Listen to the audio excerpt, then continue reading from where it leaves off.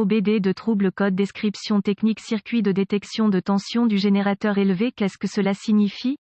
Il s'agit d'un code de diagnostic générique (DTC) et s'applique à de nombreux véhicules OBD de 1996 plus récents. Cela peut inclure, mais sans s'y limiter, les véhicules de Jeep, Chrysler, Dodge, Ram, Cummins, Land Rover, Mazda, etc. Bien que génériques, les étapes de réparation exactes peuvent varier selon l'année, la marque, le modèle et la configuration du groupe motopropulseur. Le code de panne P063D OBDI est associé au circuit de détection de tension du générateur, lorsque le module de commande du groupe motopropulseur PCM détecte des signaux incorrects dans le circuit de détection de tension du générateur. Le code P063D est défini, en fonction du véhicule et du dysfonctionnement spécifique, le témoin d'avertissement de batterie, le témoin de contrôle du moteur ou les deux seront allumés. Les codes associés à ce circuit sont P063A, P063B, P063C et P063D. Le but du circuit de détection de tension du générateur est de surveiller la tension de l'alternateur et de la batterie pendant le fonctionnement du véhicule. La tension de sortie de l'alternateur doit être à un niveau capable de compenser les tirages de la batterie des composants électriques, y compris le démarreur, l'éclairage et divers autres accessoires. De plus, le régulateur de tension doit ajuster la sortie pour fournir une tension suffisante pour charger la batterie. Le code P063D est défini par le PCM lorsqu'il détecte une condition électrique élevée dans le circuit de détection du générateur, alternateur, exemple d'alternateur, générateur. Quelle est la gravité de ce DTC?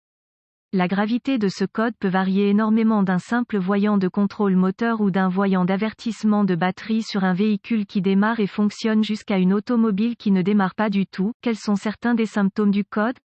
Les symptômes d'un code de panne P063D peuvent inclure témoin d'avertissement de batterie allumé, le moteur ne démarre pas, le moteur tourne plus lentement que la normale, vérifier le voyant du moteur allumé. Quelles sont les causes les plus courantes du code?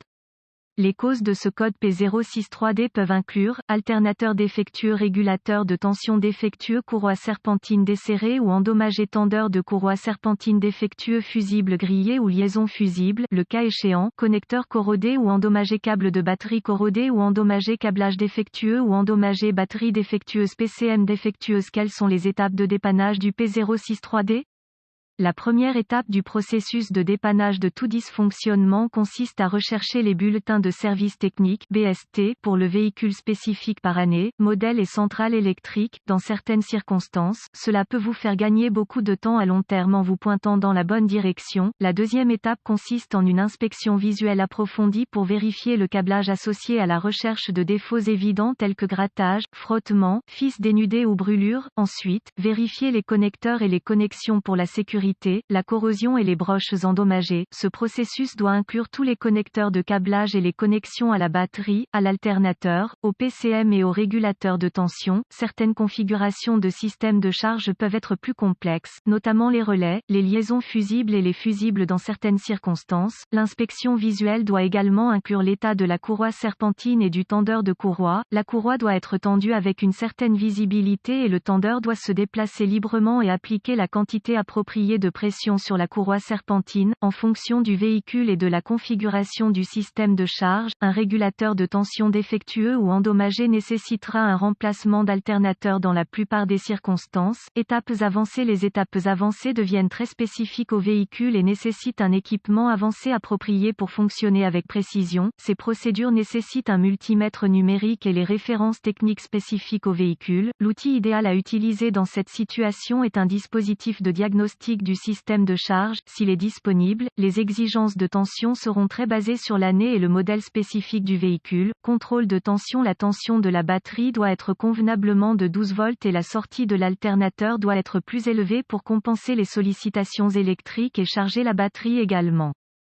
Le manque de tension indique un alternateur, un régulateur de tension défectueux ou un problème de câblage. La sortie de tension de l'alternateur est dans la plage appropriée. Cela indique que la batterie doit être remplacée ou qu'un problème de câblage existe. Si ce processus identifie l'absence de source d'alimentation ou de mise à la terre, des tests de continuité peuvent être requis pour vérifier l'intégrité du câblage, de l'alternateur, du régulateur de tension et d'autres composants. Les tests de continuité doivent toujours être effectués avec l'alimentation coupée MP du circuit et les lectures normales pour le câblage et les connexions doivent être de 0 ohm de résistance, sauf indication contraire par les données techniques. La résistance ou l'absence de continuité est une indication de câblage défectueux qui est ouvert ou court-circuité et doit être réparé ou remplacé. Quelles sont les réparations courantes pour ce code?